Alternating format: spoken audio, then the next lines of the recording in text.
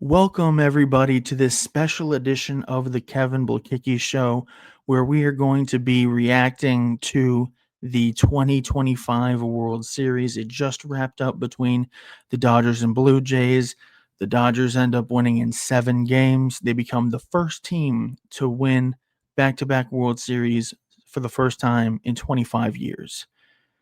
Congratulations to the Dodgers. I wanted the Blue Jays to win, even though it is littered with former Mets who are coming up clutch in the postseason, but not for the Mets. And I think all of America was rooting for the Blue Jays too, because everyone's kind of sick of the Dodgers. They are a very unlikable team. They're the best team out there. They've won back to back World Series, so they have a target on their back. And I have to say that this was probably the greatest single postseason series I've ever seen in my entire life. And Game 7 was probably the single best baseball game I've ever seen in my entire life, as the the Blue Jays had a 3-0 lead early on. Bo Bichette 3-run homer.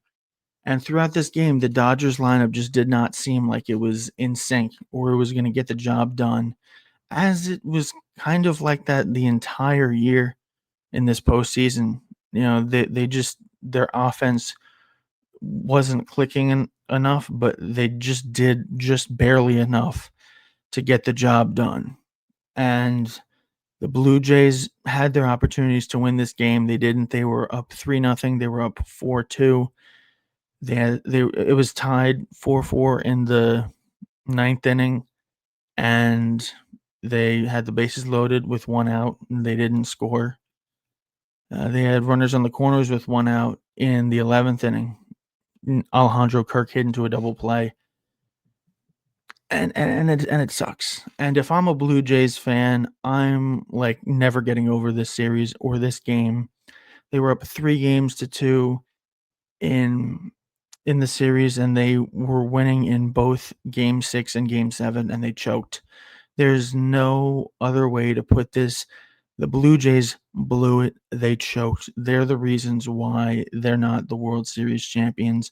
You got to give credit to the Dodgers and Yoshinobu Yamamoto for the way that he pitched and went out there and just dominated. And you got to give the Dodgers credit for situational hitting, getting the big hits when they needed it. But this should have been the Blue Jays World Series.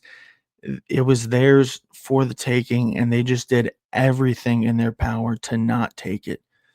From the ball getting wedged underneath the wall, which isn't their fault, but it's just a really unlucky play. Game 6 ending with a line drive double play, and then Game 7 ending with a broken bat double play from Alejandro Kirk. The acrobatic catch by Andy Pages, and it was a combination of not getting big hits and then the Dodgers just getting some incredible luck. Sometimes it's better to be lucky than to be good, and I think that the Blue Jays were the better team throughout this series. It's just that the Dodgers just got lucky, and they got the luck at the right time, and they were able to capitalize on it. It's unfortunate, but it is the way it is. And the ramifications of this are going to be interesting. The discussions that are going to come from this World Series are definitely going to be very interesting, because a lot of people are going to say that the Dodgers ruined baseball by winning back-to-back World Series titles, for them having the biggest payroll, spending over $1 billion on their roster. But, it also is on the other owners for not spending money. If you want to win, you have to spend money. And, that's pretty easy for me to say as a Mets fan, because we have one of the highest payrolls every year. But we didn't even make it to the postseason. At the end of the day, you can, quote unquote, buy a team, but they still have to play. They still have to perform. It's still a game of chance and luck to a certain extent. And these guys just know how to win. And Mookie Betts was doing a post-game interview, and he said that they weren't nervous going into this game or during the game because they just expected to win. because they know what it takes to win, and that's why they're champions, because of their pedigree and who they are as players. They've been in these big moments and they've capitalized on them. They're veterans. This this Blue Jays team, really outside of George Springer, is and Max Scherzer, uh, just full of people who have never been in this moment. And it kind of showed because they made a lot of mistakes. They weren't able to come up clutch with runners in scoring position, despite doing that a lot during the other parts of the postseason. And that's why they sit there with no World Series championship since 1993. And this is as close as I've seen a team get without making it and finishing the job. And this is a type of loss that will stick with Blue Jays fans for the rest of their life. They're never going to forget this game, and they're going to tell their friends and family about this, and they're never going to get over it. And you can't get over being 2 outs away from a World Series and then giving up a home run to Miguel Rojas in the top of the ninth, and then a go-ahead home run to Will Smith in the top of the 11th. And you got to give the Blue Jays a lot of credit because they were able to fight off a lot of adversity. There was no way that I thought that they were going to come back and win after the 18 inning game. I thought that was it. And then they ended up winning not just that game, but the game after that and taking a 3-2 lead. And I didn't think that they were going to get the job done. And to be fair, I was right. Being up 3-2, I didn't know how they were going to handle playing from ahead. It's one thing if you're playing from behind and you're free and you're loose and you don't have anything to lose. But when you're playing with the lead and you're playing not to lose, it can get in your head. And that's kind of what I think happened in these 2 games. There was a lot of unluck, but there was just a lot of silly mistakes that the Blue Jays made. And in a series like this, in a game like this, in game 7, you can't do that. Like Isaiah Kiner Falefa not getting a secondary lead off of third base and sliding instead of diving head first. Those couple of inches and they're World Series champions. The mental mistake of being too far off second base, trying to score the run that will tie the game, and they end up getting doubled off of second base. So it's just um it's just very unfortunate for the Blue Jays fans. But then I remember that they're also Maple Leafs fans, so then it doesn't hurt as much. Um, but you do have to give credit to Yoshinobu Yamamoto for winning the World Series MVP, and he absolutely deserved it. He in game 2 threw a complete game. That was his second straight complete game in the postseason.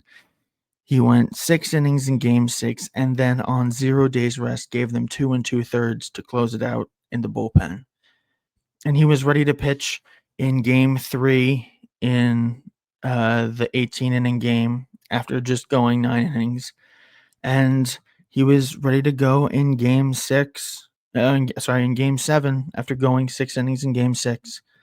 This man is the ultimate warrior, ultimate competitor, and he really does deserve this World Series MVP.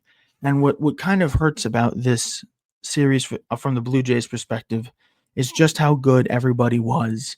Trey Savage came out of nowhere and had multiple 10-plus strikeout games in the World Series, the first pitcher to do that. And then he also had 12 strikeouts, which is the most any rookie pitcher has ever had in a World Series game. Ernie Clement had 30 hits in the postseason, which set a new MLB record. Andres Jimenez came out of nowhere, and he wasn't good with the bases empty, but was like 8 for 19 with runners on base. They had all of these guys just playing out of their mind and way above their pay grade. And this was a lot like last year's Mets. They were so out of their league and they came so close. And I don't think the Blue Jays are going to come this close ever again. I think this was their opportunity and they just blew it. I mean, you're not gonna have Ernie Clement be the best postseason hitter in MLB history, right? You're not gonna have Trey Savage start the year in the minor leagues and then end up pitching in the World Series and dominating like that. I mean, he might end up being a good pitcher, but they just had so many things go their way. I don't even think George Springer's going to be on the team next year. I think he's going to probably call it quits. I mean, this guy was just on his last legs, giving everything that he got for this team. You got to give a huge shout out to him and Bo Bichette. Bo Bichette hitting his first home run in 2 months. And they put it all on the plate, all out. They left it all out on the field, and it was just a scenario in which everything just happened perfectly at the right time until it didn't. And now they're sitting at home. And I think that the Dodgers are just gonna run away with everything and win a third straight World Series. And then we're gonna go into a lockout, and I don't know what's gonna happen. But this was an amazing, amazing postseason series, the World Series. I mean, the Blue Jays had a 91% chance of winning this game with 1 out in the ninth inning, and they didn't get the job done. All-time collapse by the Blue Jays. Very historic series, as it was the first one to feature a pinch hit grand slam. That was by Addison Barger. 2 extra inning games, 18 innings in Game 3, 11 innings in Game 7. 2 extra inning home runs, Freeman and Smith. A walk-off home run by Freddie Freeman. A 7-4 double play to end a game in Game 6. Back-to-back homers to lead off a game in Game 5. A complete game by Yamamoto. The first 12 strikeout, 0-walk game pitched in World Series history by Trey Savage. A player who reached base 9 times in one game, which was Shohei Ohtani. And a game-tying ninth-inning homer that flipped the World Series by Miguel Rojas. We got all of that in just 7 games. It was insane. I'm never going to forget this, and I think that the people at home watching this will never forget it. And even though that the result wasn't what I wanted, uh, we were really in for a huge treat, and we were fed perfectly. And it was a great way to end the season. And I'm excited to see how the season plays out next year, even though that's going to be the Dodgers winning the World Series again. But that does it for this special little edition of the Kevin Blakicki Show. I hope you guys had a great week, and I'll see you back for the rest of the show this week.